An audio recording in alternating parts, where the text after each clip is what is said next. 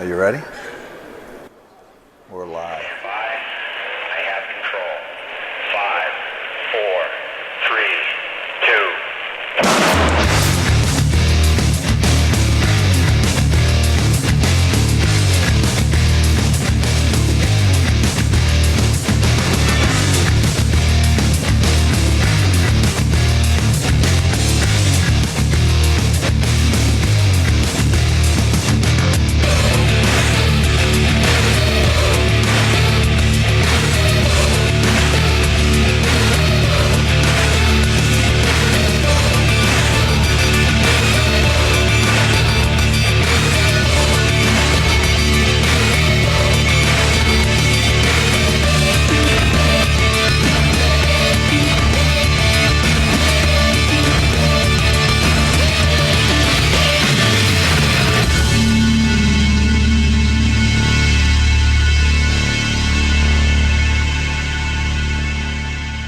All right. They still play Spot the Fed around here? I'm out. I'm not a Fed anymore. I'm out. My name's Sean Henry, and I just recently retired from the FBI just a few months ago, back at the end of March. And in my most recent position in the FBI as Executive Assistant Director, I had the honor and the privilege of leading the Critical Incident Response Group, of which the Hostage Rescue Team, or HRT, is a part of.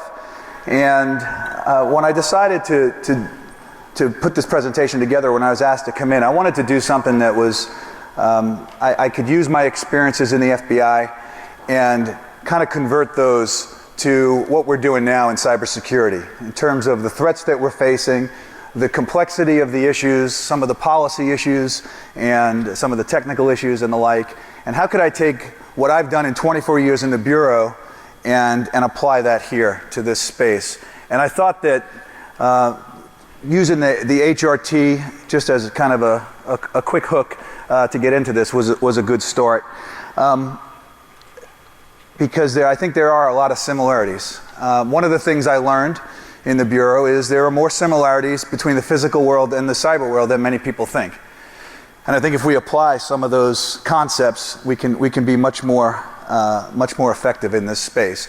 The Hostage Rescue Team, for example, is the best trained, the best equipped, the most elite civilian tactical team anywhere in the world.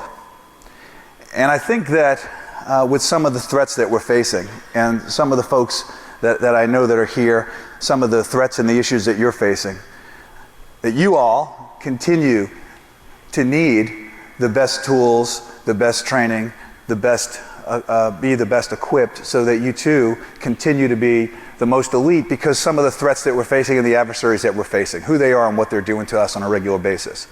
And I think that the HRT is a good symbol of that. They train all the time, and I know that what's been happening here in Vegas for the last for this last week and over into the weekend has a lot to do with training. How do we make ourselves better? Because you play the way you practice. I learned that early on when I was on a tactical team in my career about 20 years ago, when we had these flashbangs. We were going into a hotel. It was a training exercise, and you have a guy that lines up on the door, and they do this countdown to go in and execute an arrest or a exfiltration of hostages. You want to save these hostages, and they're supposed to breach the door, and they throw in this flashbang, a concussion grenade that goes off really loud, bright light, completely disorients you. And I had just gotten onto this team, and I was the first guy up on the door waiting for that countdown in my ear, and I went in on one and did not heed the advice of waiting for the flashbang to go in first before you breach the door. When I got in there and I heard clink, clink, clink, and I looked down,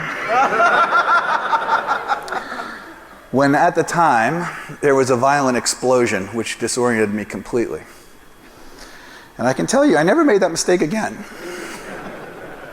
So you play the way you practice. You train, you work, You get ready to meet your adversary. I think in this space, there's a lot that can happen in the private sector that we can do to train and prepare for when we meet the adversary. In terms of tabletop exercises, I know many organizations have standard operating procedures, and I know in a lot of the organizations I've worked with, those things tend to sit on a shelf, and they're not always exercised. And people, it's not until a real crisis emerges when people start asking questions. You know, what are we supposed to do? Who's in charge of this? How do we move this data? What do we do here? And if you can actually train and practice and do that, you're going to be much better off when you face the real crisis. So in the FBI, we've been battling spies, terrorists, criminals for over 100 years. And let me first off say, I do not profess to say at all that the FBI has all the answers. The FBI has made lots of mistakes over the 100 years, and they'll continue to make mistakes into the future. And I fully accept that and recognize that. I've made mistakes in my life, as most of us have. But I think that there are some capabilities we can talk about that will provide a opportunity to learn. After September 11th, the FBI made some pretty big changes to adapt to the physical world of terrorists. We had to change from being very reactive to being more proactive. And a lot of those techniques that were utilized to fight terrorist organizations, I took and applied to my program, which was computer intrusions, primarily from foreign state-sponsored organizations. Applied those techniques to the cyberspace on the law enforcement side. But I think that in the commercial space, we can actually take a lot of those techniques and apply them here in this commercial space now. In the private sector, we can take the same techniques and some of the same tactics and apply them. So let me just talk quickly about the threat, because I know that a lot of you folks have been victims, maybe even actors. People have been involved in intrusions into major organizations. I believe, based on everything that I've seen in my time, primarily in the last 5 years where I was working in the government and cyber policy and strategy, that computer network exploitation and computer network attack is the most significant threat that we face. And when I say we, I don't necessarily mean the United States of America. I mean civilized world. Other than a weapon of mass destruction, a nuclear device going off in a major city, or some biomedical device that's deployed that kills hundreds of thousands or millions of people, I think that C&E and CNA is the most significant threat that we face. Everything that organizations have is maintained on their networks, and it's either stored there, it's transmitted there, it's resident there. All of the IPR, all of the research and development, all of the corporate strategies, corporate communications, and the like. And it's the very DNA of companies, and it is all being targeted. I have said previously, I talk about the aggregate of the threat as an iceberg, and that the vast majority of people are familiar with the tip of the iceberg. If you think of an iceberg in 3D, we know that that small percentage, 10 or 15%, is above the waterline, and below the waterline is that big behemoth of ice. The waterline is the line of demarcation between what's unclassified and people get to hear about in the media, and what's classified and what people don't typically hear about. Although there's been some more chatter about that. And what people hear about in the unclassified environment is theft of PII, personally identifiable information. Somebody lost $1,500 from their bank account, website defacements, credit cards lost. 50,000 student usernames and passwords were stolen. That's what people hear about. What they don't hear about is what's below that waterline. And that, to me, is where, when I talk about C&E and CNA being the most significant threat, that's the real danger for me. Because I've seen below that waterline for a long time in the classified environment, intelligence that's been collected, working with international partners, working with members in the private sector who don't want to talk publicly but will talk confidentially about what they've seen and what they've suffered. And I know how difficult that is for people, because I've heard people who say, hey, you know, the government says they've got all this classified stuff and they don't want to present it. I recognize what a challenge that is, and I think that we need to do more to reveal that and let people really understand the full scope and see the totality of that iceberg. Because I think if people really understood what that risk is, I think that they would be much more receptive to security. They'd be much more understanding of the needs of the security people that are responsible for making sure those networks are safe, and they're not. I still talk to CEOs and boards of directors and corporate executives who say, why am I a threat? I don't see that I'm targeted. I don't understand why somebody would want our information. And they don't recognize that not only do they want their information, if they don't necessarily want the information, they're using their infrastructure for something else, for some other nefarious purpose. And so there's still an awful lot of doubt in the private sector. I've seen companies that have had substantial breaches and actually gone out of business, so that the very essence of that organization was taken and they couldn't function. So one example that I've used that I think resonates with people is a company that was involved in doing short-term lending.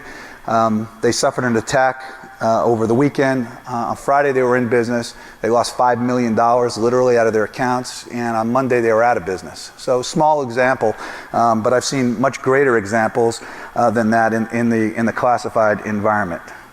And it is really broad and deep. So talk about the adversary really quickly. I see cyber as the great equalizer, and that anybody with a $500 laptop and an internet connection has the ability to target anybody else, anywhere in the world. 2.3 billion people, according to a couple of studies, have access to the network and have the ability to attack any government, any company, any organization, any person, anywhere in the world. So the pool of subjects is pretty significant, and the barrier to entry is very, very low. I've seen a lot of organized crime groups, primarily operating out of Eastern Europe, but around the world, who are collaborating online, who've never met each other in person, who are looking to target not just the financial services sector, but really the types of information that impact everybody. Health records, for example. Targeting people's most personal information and really threatening through release, through denial of service attacks, to decline or deny access to those records. We've had a couple of cases in the Bureau where data was encrypted, healthcare records, and people could not get to their healthcare records. So poor OPSEC on the administrator that they didn't have backups, that was bad. But the fact that people didn't have access to their health records, to their prescription information, and those sorts of things was pretty significant. These groups are becoming much more sophisticated. They're able to defeat multi-factor authentication, and they've stolen literally hundreds of millions of dollars just in the last year or two in the U.S. financial services sector. And around the world, in some of the conversations I've had with these multinational banks and multinational financial organizations, pretty substantial to them. I've also seen threats, legitimate threats by terrorist organizations who want to impact the civilized world for whatever reason, through whether it be jihadi influence or sympathizing for that cause. They want to impact Western society, and they're absolutely calling online for people to take cyber up as a weapon and to use it as a tool to impact Western society. And again, going back to that low barrier of entry, where for $500, cheap laptop and an internet connection, you can actually attack your oppressor, the group that you feel oppressed by.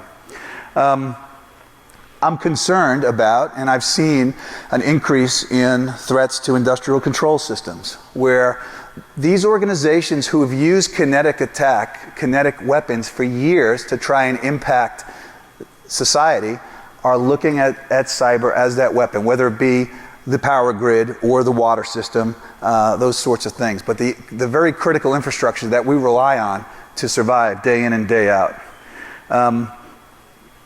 There are people who say that's not a threat because they don't have the capability. They're talking about it, but they don't really have the capability.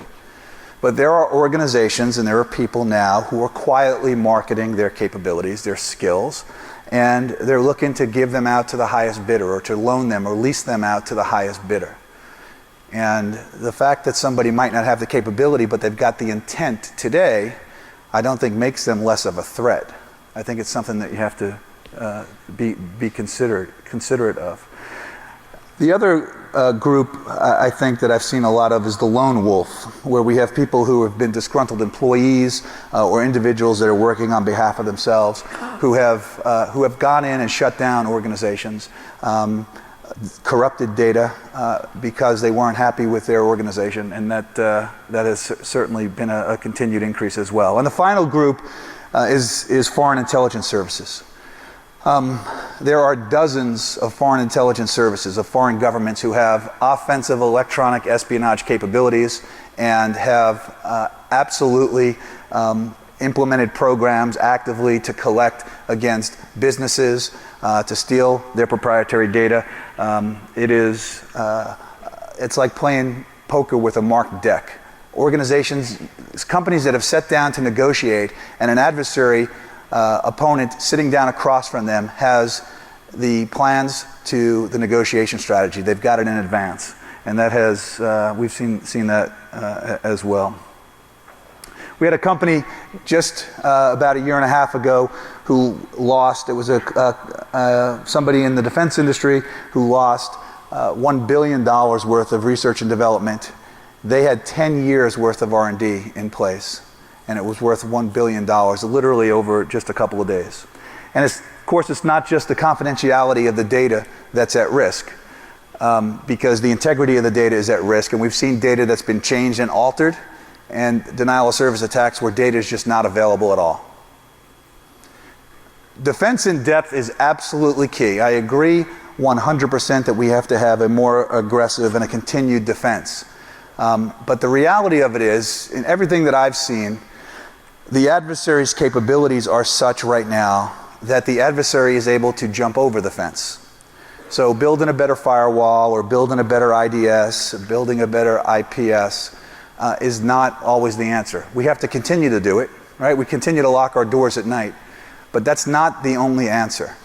We've got to, in my opinion, I think we've got to be much more efficient and effective in using other capabilities. There's a movement to push data continually and to share it, which I understand. Companies want to use the technology that they've invested in. But I think that there's some type of data that's sensitive enough that companies got to be more restrictive.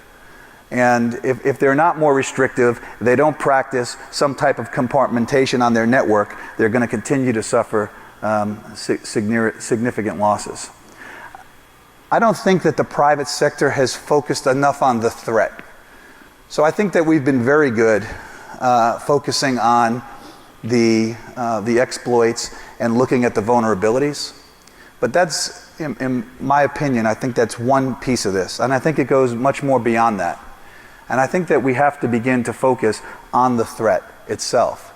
So there's the classic risk model that says that risk that you suffer is threat times vulnerability times consequences. There's three pieces to the risk that you face in anything. What's the threat that you face? What are the vulnerabilities to that threat? And what are the consequences if those vulnerabilities are exploited? And if you can reduce any one of those to zero, then you're going to be safe and secure. But I don't believe that we have the ability, using defense in depth, to eliminate that and bring it down to zero. I don't think it's possible. The offense is much greater than the defense, and we've seen time and time again that really capable people are able to defeat the defenses that are in place. So I think that we've got to change this and make it a little more difficult for the adversary. In the physical world, if you were to use a physical example, and again, going back to the FBI and some of the things that I've been involved in, we require people to secure their own property. Lock your doors at night. Be careful when you're getting involved in some financial transaction. Be aware of what you're doing. We ask people in the physical world to do that, and law enforcement, whether it be the FBI or local police department, will respond if you've been victimized. That's the standard course here. But that doesn't always work in this space. And what the FBI has tried to do from a cyber perspective is to be more proactive in this space and identifying who that threat actor is and how do we mitigate that threat.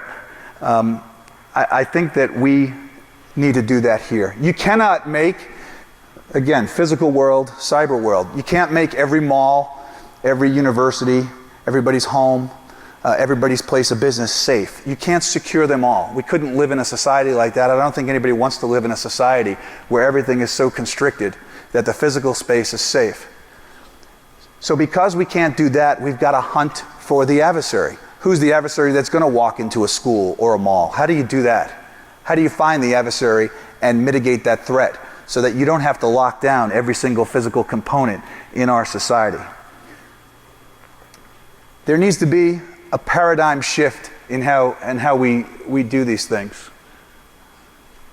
In the FBI, we moved from a domestic law enforcement agency to a national security agency. And we moved from traditional law enforcement to an intel organization to change the way that we do things. The old performance measures in information security have been, how do we prevent an adversary from getting on the network? And I believe that you can't prevent an adversary from getting on the network in most cases, and that you have to assume the adversary is there. And that the current metric needs to be, how much time is it between when the adversary makes access to my network until we identify and discover them and can mitigate the threat? And can we shorten that delta? How do we do that? We know in the physical world we're not going to prevent every attack. We can share intelligence, we can share information that helps others prevent these attacks. How do we reduce that delta down to zero?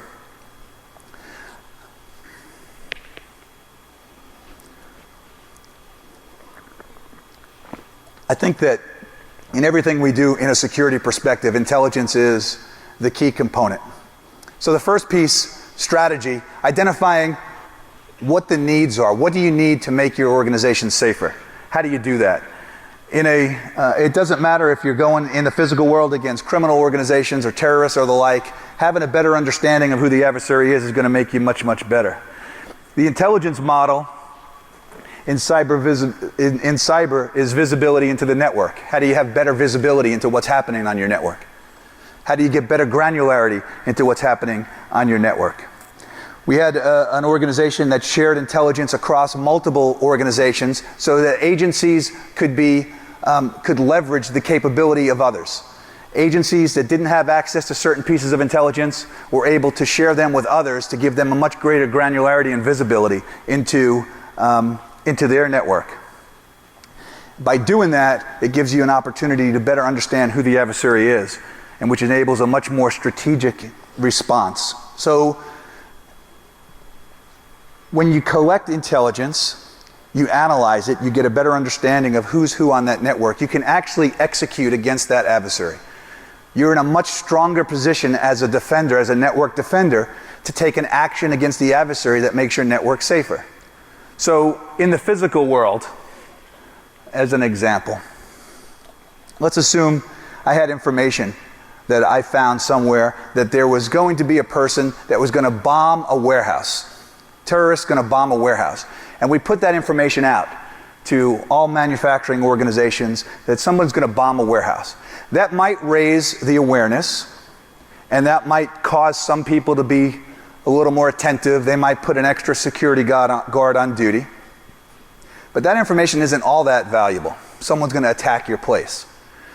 But what if I had information or intelligence that we collected through different sources, talking to other people who might have been attacked previously,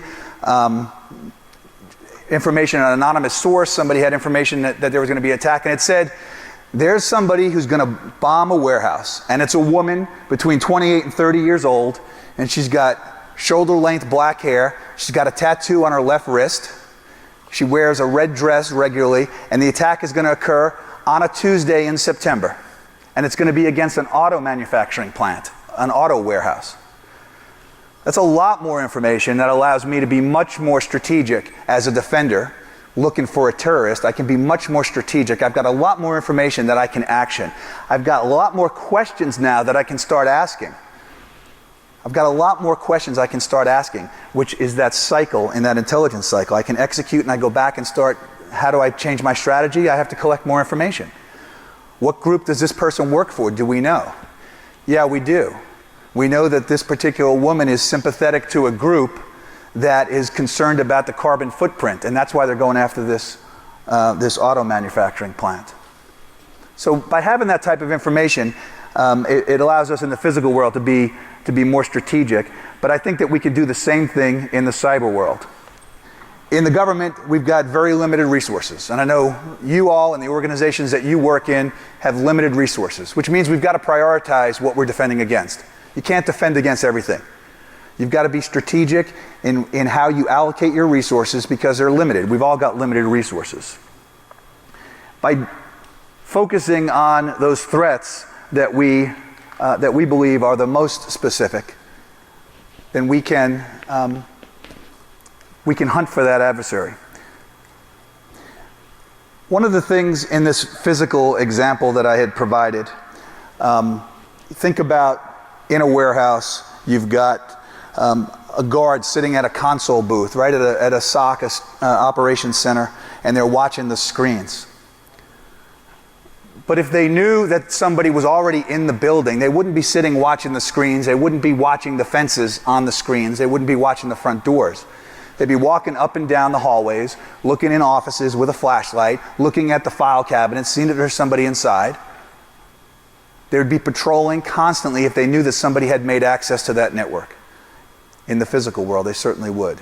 Why are we not doing that in the cyber world? We're not always doing that. We're still watching the perimeters. In the digital world, the equivalent is aggressively pursuing the adversary on our own network.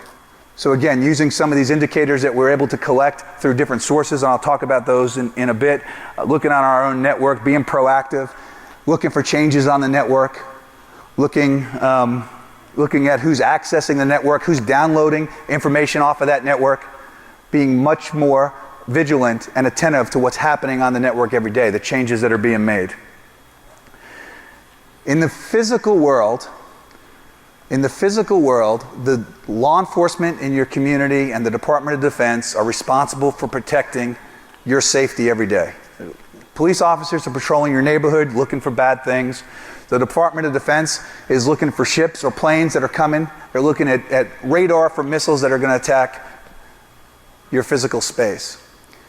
In the cyber realm, the Department of Homeland Security is responsible for protecting the .gov space. NSA is responsible and they have the authority to protect the .mil space. And there's no government agency that's responsible for protecting the .com space for a lot of reasons, which I understand. But there's nobody that's protecting it.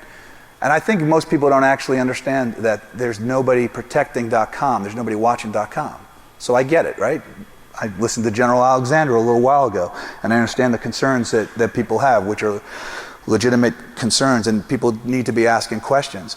But what that does is that requires us in the .com space, in the commercial space, to protect it ourselves, because it's not happening by the government. The FBI will react and respond if your organization is hacked. If a company's hacked, they'll respond. The FBI certainly doesn't have the resources, anywhere near the resources to do it, to meet the demand, because of how significant and substantial those attacks are.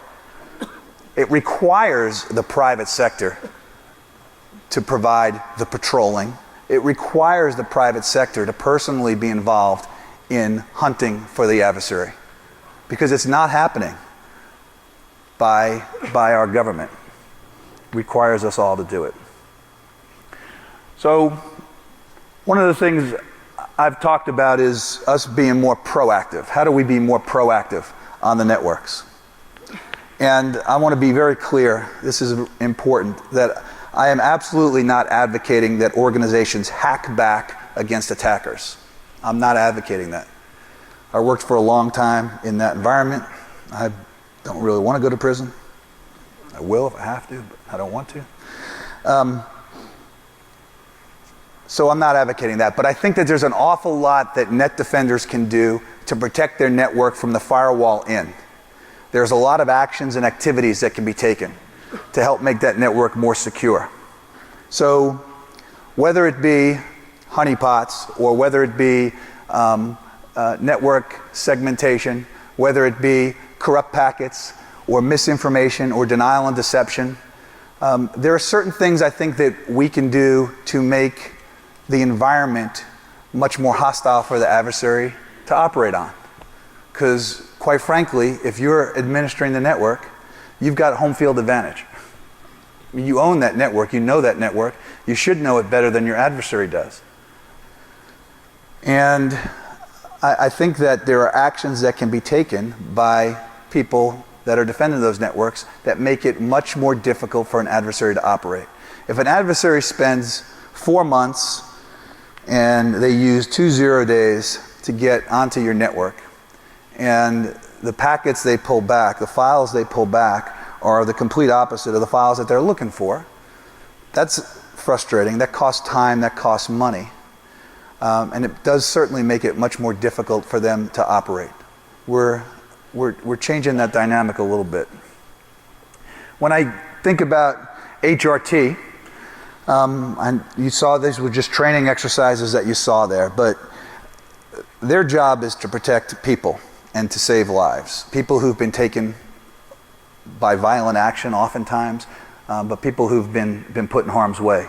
And I see our data as hostage in a lot of cases, where our data has been held hostage. HRT uses speed, surprise, and action to disorient the adversary and to keep them off their game. And I think that we can do the same thing. The lives of corporations, I believe, are at risk. I believe that the lives of corporations and organizations are at risk because of the value of that data to everybody who relies on it. HRT protects what's good and eliminates what's bad. And I think that that we can do some of that here on our private networks. When I talk about intelligence and intelligence gained from proactive operations, it can help us predict what's going to happen. When you get enough visibility into what an adversary is doing, and if you can share that intelligence with others in your infrastructure or others that are in your trusted circle, because they've got a completely different visibility, a completely different optic onto what's occurring on their networks. But when you start to look at all this data in the aggregate, you get a much clearer picture of what's happening. And I think that for a long time we have been working very hard to secure our own network, our own piece of the network, and we're missing opportunities where we can be much, much, much safer. So in the Bureau, one of the things we did was move from reacting to collecting intelligence and trying to make people safer, and disseminating intelligence out to the private sector so that they could make themselves safer. There was a time 5 years ago when the government had, and there still are times when this happens, but when the government had information, but because they didn't want to disrupt an operation that they had, they refused to share it. That has changed where the government has tried to push data out. So from the FBI side, intelligence that was collected on an organized crime group that was stealing money from many banks, we had very, very specific information. It was somewhat sensitive, but it was a particular vulnerability that was being exploited. And we knew that there were a host of banks that were going to be victimized over the next week. We discovered that information in the course of an investigation. And we shared all that information with the private sector so that they could take proactive action and secure those vulnerabilities before they were exploited. And in fact, they did, and there were multiple attempts over the course of about a week period to exploit those vulnerabilities, which had been fixed based solely on intelligence that was shared. So it allows you to become predictive. And by disrupting them, I think you start to change the game. Once you're predictive, proactive helps you generate information, because by being proactive, you're causing the adversary to take actions that they didn't intend to take. They expected to come into this soft shell organization and kind of walk through and maintain access on that network. And because of actions that you're taking, you're moving them off their game. They're taking actions, they're using new tools they might not have expected to use. You're getting better visibility, better clarity into what their capabilities are and what they're able to do. You're starting to see telltale signs of who they are, which allows you to start to predict and to start to prevent. So by understanding the adversary's TTPs, you can take very specific actions like moving data to certain locations. We talked about serving files up, perhaps, that an adversary was expecting to get, but they get the wrong data. One of the other things that I learned that I think is critical for all of us is the need to operate under the law of the Constitution. Civil liberties, privacy, civil rights, which first of all, I swore an oath to the Constitution 24 years ago. I believe in the Constitution, I believe in people's rights, and I absolutely positively believe in privacy. I believe it's absolutely critical to a civilized society for people to have the right to talk to each other and to talk in private about it, and that information should not be shared. So it's an important consideration, I think, when I'm talking about sharing of intelligence and being proactive, that there absolutely are laws and rules and regulations that must be followed. I listened to General Alexander talk earlier, and he talked about privacy, and he talked about the oversight that his organization has from the executive branch, from the judicial branch, and from the legislative branch. All three of those agencies, or those arms of the government, have authority over him, monitoring him. I believe that needs to happen, and that we can never let some of these threats and challenges get us off of our basic tenets. I think we've got to adhere to those, because that really is what makes us a civilized society, and I don't think we should move from that. And I adamantly concur with that. Let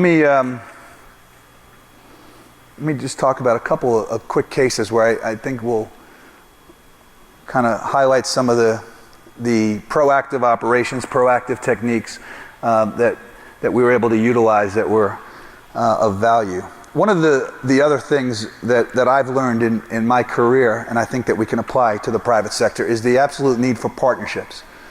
Partnerships, government to government, partnerships, private sector agency to private sector agency, government to private sector, all of us to international, because this is not a US problem, this is a worldwide problem. Everybody faces this threat. It's a threat to civilized society.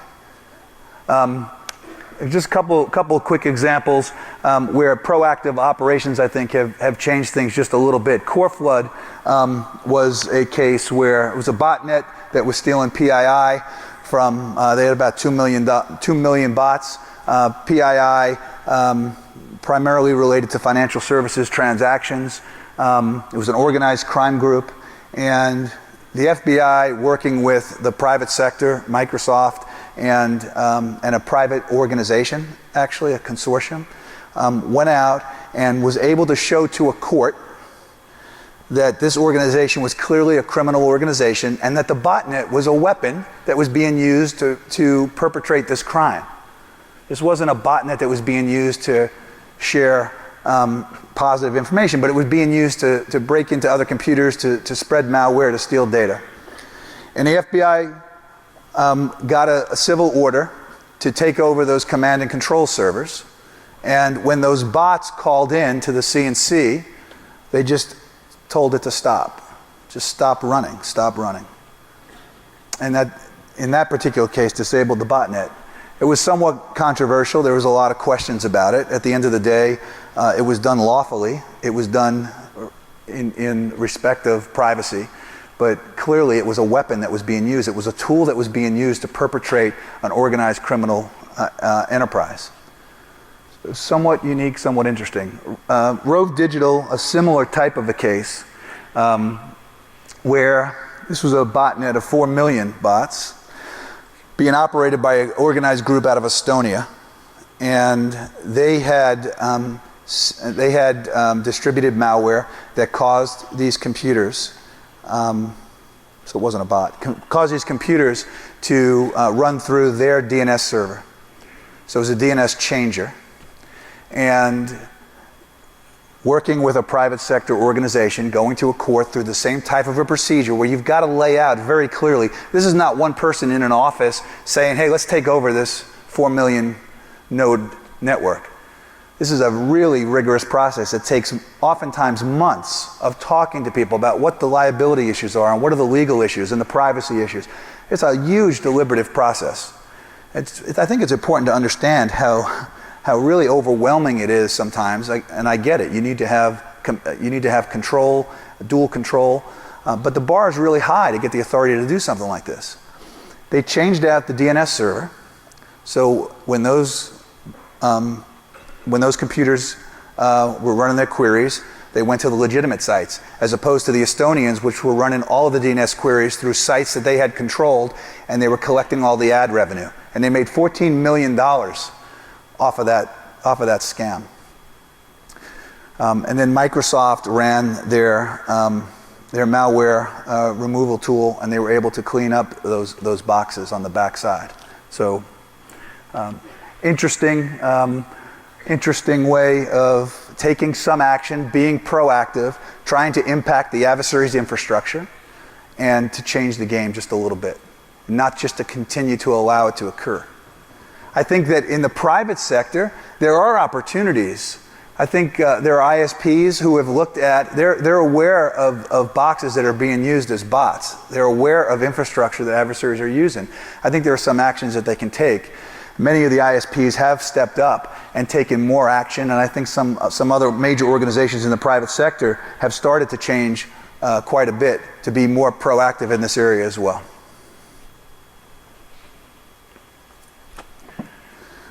So the threat is constantly increasing. I see it regularly. I don't see it any time changing. Certainly not in my lifetime. I don't see it going away. There's more emerging threats. Mobile devices as a new potential threat vector. New segments of society coming online. More people with access. More organizations pushing more data. So I don't see it going away anytime soon. And I certainly think we need a paradigm shift in the way things are done. So I was thinking of a quote. I wanted to kind of come up with a quote that would resonate with people. And I looked at Sun Tzu first, right? Everybody refers to Sun Tzu, that Chinese war guy. And one of the things he said was, if you know yourself, if you don't know yourself and you don't know your enemy, you will be imperiled in every battle. And if you know yourself but you don't know your enemy, you'll win one and you'll lose one. If you know yourself and you know your enemy, you will not be imperiled in 100 battles. That's interesting, right? We're talking about it's important to know your adversary. It's not just defending what's coming at you. Those HRT guys, they don't really care if they're 9mm or 45s coming at them. They just want to know who's shooting and how do I stop them from shooting at me. Know your adversary. So I saw this quote, find out where your enemy is, get at him as soon as you can, strike him as hard as you can, and keep moving. From another famous Chinese philosopher. So I thought it was an interesting quote. Ulysses S. Grant in the Civil War talking about the need to strike at your adversary. I truly believe, and again, I heard General Alexander this morning, and I'm glad he said what he said, about the need for training, about the need for people to become more innovative, to continue to build their skills and capabilities, to continue to raise their game, and to try and change the game.